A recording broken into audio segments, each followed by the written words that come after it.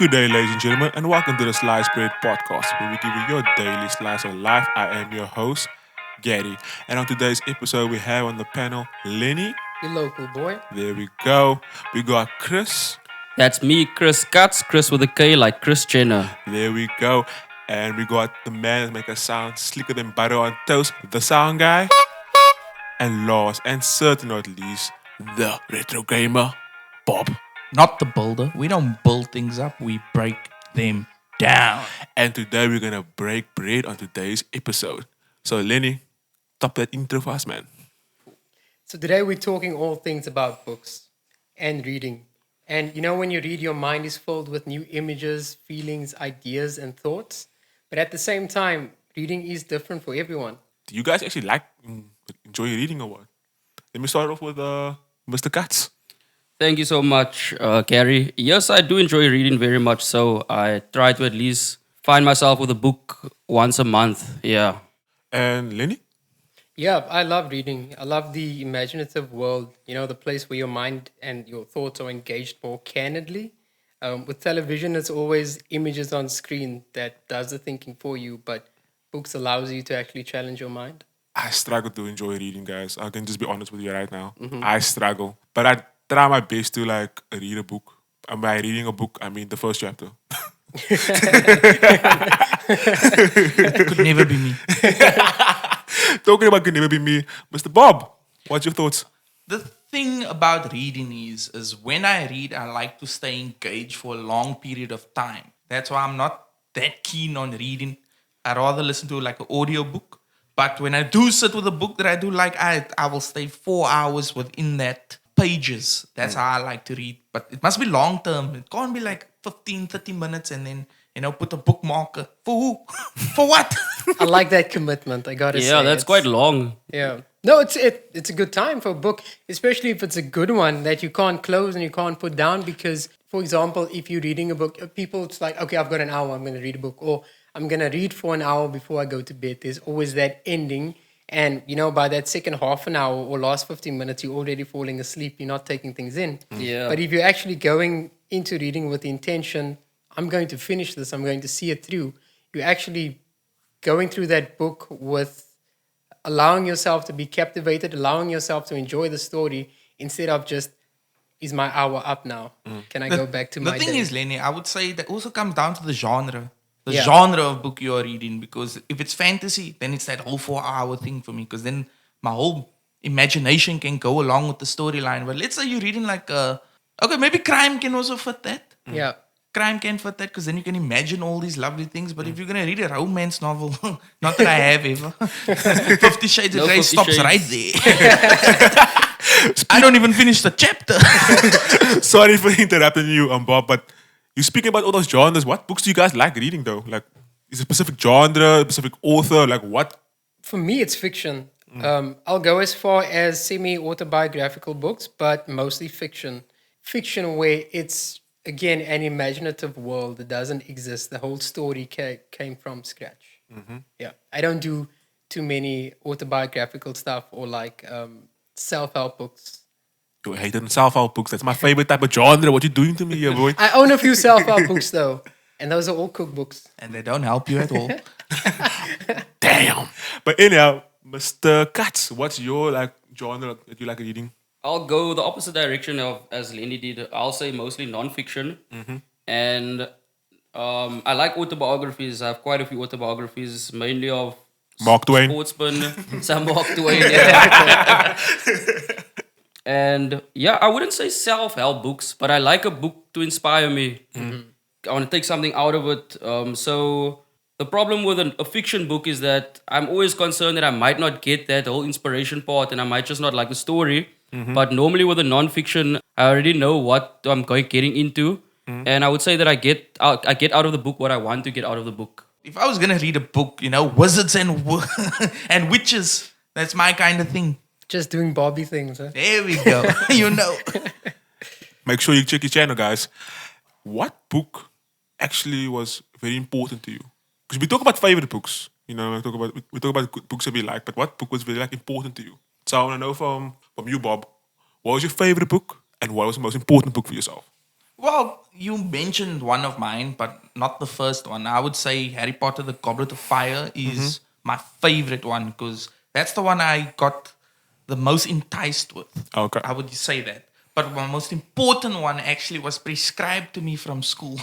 It's Animal Farm by George Orwell. That was such an important book for me in the way I view the world because there's nuances within that story that play out in real life today. You Yeah. can see it.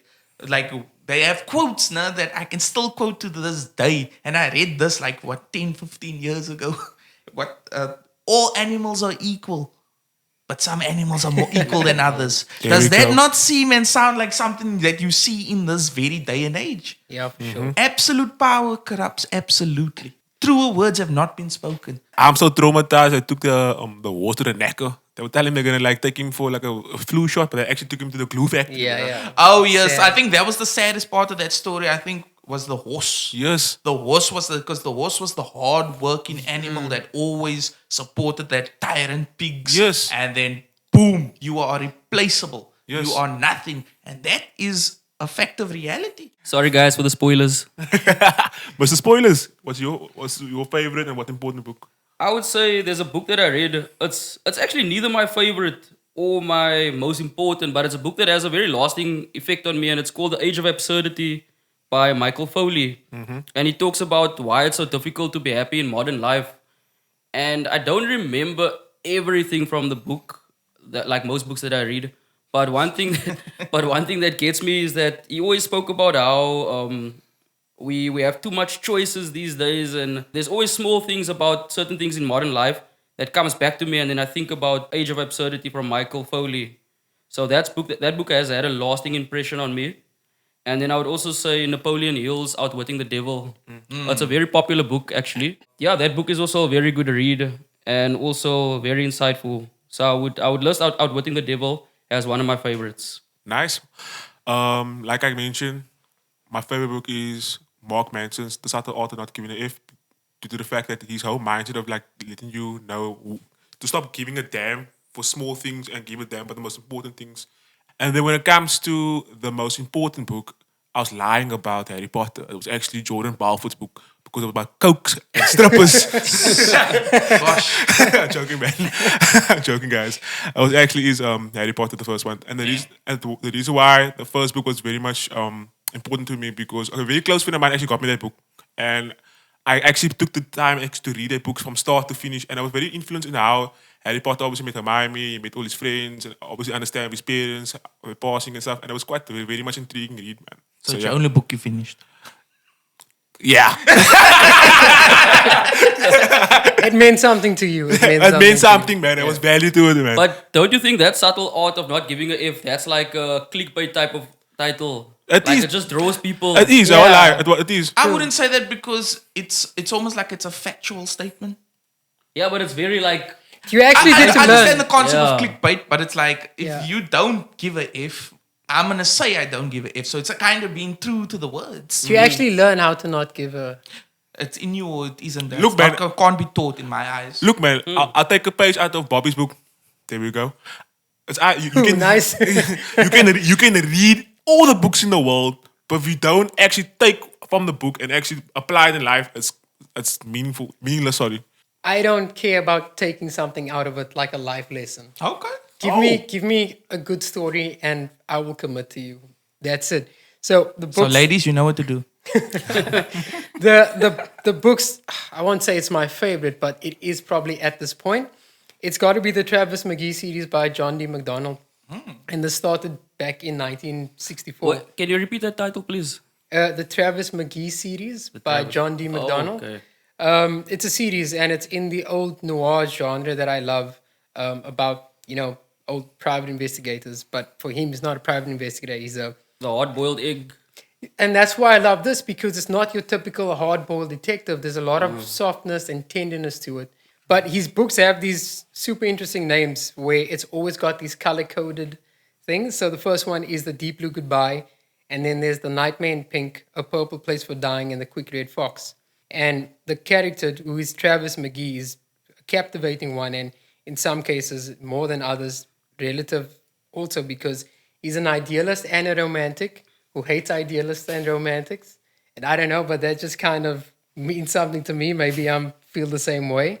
And what you were saying, Chris, it's not those classic hard-boiled series. It's got a lot more heart to it, and it's a more tenderness to it that even the hardest of people can relate to. And that's why I love that series. And the character has the one relative flaw that we can all relate to, and that's the fact that he is tragically and hopelessly human. But when were those books released, Lenny? Between 1964 and 1984. Oh yes. Oh yeah, that was a period when the noir genre. No, it wasn't that popular that time, the noir genre. No, it definitely was, but the noir genre started in It's the much earlier, yeah, in the yeah. 40s already. These novels were just Add-ons released and or continuations. yeah. Sweet. I will get it in a summarized version online. Spark notes. There we go. But that's why I love these books, because I'm not going to take anything inspirational out of it. I mean, the book is filled with flawed people and people that are doing all kinds of crimes. But if the story is good, it can keep me there for hours. Do you think the character archetypes that in books that we read or movies that we watch, you like them because you relate to them, and that's the only reason why that main character sits well in your heart?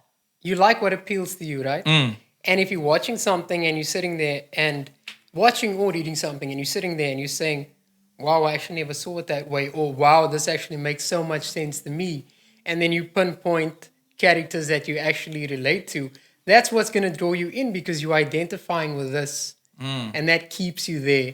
There's this quote by John D. MacDonald, I think it's in the first one. He talks about the three unholy McGees, who's the character Travis McGee, and he says, the one I try not to be, and the one I wish I was, and the one I really am.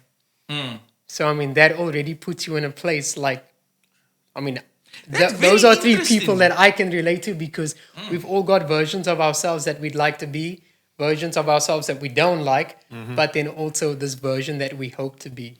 That is so interesting, because as you're saying that, you know what I'm thinking in my head? Dragon Ball Z. Oh. No, like, if I really looked at it, I'm probably a lot more like Vegeta than I am Goku, but I would like to be Goku more than Vegeta. Yeah, because Goku's the good guy. It's like the white horse. But then am I then bad? Because I relate a little bit more to Prince Vegeta. Yeah. Look, guys, let's move to the next one, man. Would you guys prefer to get a more summarized version online of a book, or would you actually just read the full thing? We start with you, Mr. Katz. No, I wouldn't want to get a summarized version, because I'm not in school anymore. I used to do that in school when you had to quickly recap a book before the exam. I'm so glad you actually mentioned it. That was my only response as well. So yeah, no, I think that's pointless though. But I do, like I said, I think maybe a student or a learner will do that. But if you want to read the book, read it. And I don't know, if you don't, then you're probably not gonna read a summary. Because I think that if you read stuff online, you're anyway just going to forget what you read. Yeah. And to add that, like, if you're going to read a summarized version, you're not going to get the full experience of reading the full book, man. Exactly, yes. It's got to be, it's depending what you're reading also. I feel like there's a laziness to it if you're going for a summarized version. But that's, again, if you are, a person that is totally sold on reading. A small 2-word line can add to a book so much that you won't get in a summarized version. It could literally be 2 lines, 4 lines that can complete the whole sentence, and it just transforms the whole passage, where you're not getting those subtle nuances from concise versions and from online summaries and things. Yeah, I agree with you 100%. I will go against that also. If you look, I read the summary of 50 Shades of Grey, because I would never read the actual books. And in the summary, I could see the plot holes in it. Therefore, I would never waste my time to invest further. Nice. That's a good point, though. That's a very good point. And this is where it comes in. So, when you watch a movie, or when you decide you're going to watch a movie, you check out the trailer, right? When you've got a book you're going to read, you're going to read at the back, not the last page of the book, at the back of the book. Yes, it's almost that summary of... the plot or the synopsis, right? If that synopsis or movie trailer is revealing too much, there's no point in going to read the book. Fast and Furious, I guess. Or, it's basically, you don't need to watch that movie. The trailer is giving you everything. Why are they revealing so much information in a synopsis? It should just be there to tickle your taste buds. It shouldn't reveal it. That would be the publishers, though. They Yeah. used to do that, yeah. Yeah. Where they shouldn't be giving that much information. Yeah, no, agree, yes. I don't know about you guys, but I struggle to read books online. Do you feel like online reading pieces made you less likely to commit to a book? So do you rather want to get like a free PDF version online to read the book, or do you still want to get that smell of that paperback? Look, I think you're all looking for clout at that point because you want the book to say you have the book. You can easily read it online. It's the same content. The content hasn't changed. But your feeling that you get from reading it is different. When you open in a book and you're reading it, I don't know about you, but I have a picture in my head. Oh, sun going down. I'm outside on a nice lounge chair. Yeah. And I'm just relaxing. But you can get the same content online. So you just have in the book to say you have a collection of the books. Yeah. But no, to that point though, is that I would say also you have to think about the fact that if you have a physical book and you sit down to read it, then that's all you're gonna do. Yeah. So the problem I have with reading online is that I have multiple windows open, and there's a lot of different things I can do at the computer at the same time. Distractions. So there's just too many distractions. Yeah. So the physical book does mean that you're just focusing on the book at the time. I would say is. Let's talk about the ability to read a book. I struggle to read a damn book. Like I said, I struggle to get past certain chapters. So I want to know from you guys, what do you think can cause why not to fully read a book? Unfortunately, things are very accessible. And also our lives are so fast-paced and everything is so fast-paced. There's so many other things you can do than quiet down. We're reading a book or committing to a book, you actually have to quiet down and take out some time. But there's so many other things you can do. There's TV, which is more entertaining. So I think our attention spans are very much drawn to things that can keep us busy all the time instead of something that's going to take a little bit of more effort on our side. I just want to say, there's some lies and propaganda there. Do you actually listen to the radio? Well, no. Well, I listen to one radio station, but I won't say who it is. But I just mean there's an interactive element there, Okay, I which see. keeps your attention. Okay. Where if you're reading a book, it's more difficult because it's you and you alone. Yeah. But I think in your case, reading will be difficult. Dealing with Kelly is difficult. But to elaborate on Lenny, Dealing with Kelly is difficult. to elaborate on Lenny's point though, it's true what he's saying about the having to take the time. I think a lot of people see reading a book as a task, man. Yeah. Like that's the problem. Is like now you look at this book, it's like, oh, now I must now get through it, and it looks like a task now, and that already scares a lot of young people away. Like kids would rather watch TV because there's less focus in watching TV than having to follow words now on a page and read the word. And not just that, guys, because if you got the most important thing, there's always a movie to certain books. So why you want to put your time and effort to actually read a book where you can just Have watch you a heard movie? about this book? Are you gonna read it? Is there a movie version? Exactly. Exactly. Like, for example, have you guys read The Lord of the Rings? Oh, the movie, they turned into a book. And you're like, nah. The Book was forced, bro. Exactly. It's like that. It's like, It's always like that, yeah. And Bobby? I'd rather watch the movie. But yeah, I would prefer the movie in any case. Okay, cool. So, when it comes to reading a book, what is your intent of reading a book, guys? I would say is at least to, like I previously said, just to be inspired. And if I can just take one thing from the book that I've learned, then I'm happy. Yeah. After I watch the movie, I want more detail than I read the book. Other than that, I won't just necessarily read a book. for me, the intent is definitely finishing the book, but also not necessarily taking out life lessons because the books I read, you're taking out a couple of bad life lessons over there. But it is just fully being transported into a new world or into that author's world and then trying to see things from their perspective and then try to understand, wow, this book is really good. What was this writer going through while writing this book? Or, how did he get to the state that he's able to put these words down on paper? I was going to actually ask you guys, do you guys enjoy audiobooks? No. Yes. Not really. And just to end it off, do you read books for the sake of pleasure or the sake of purpose? I'd say both.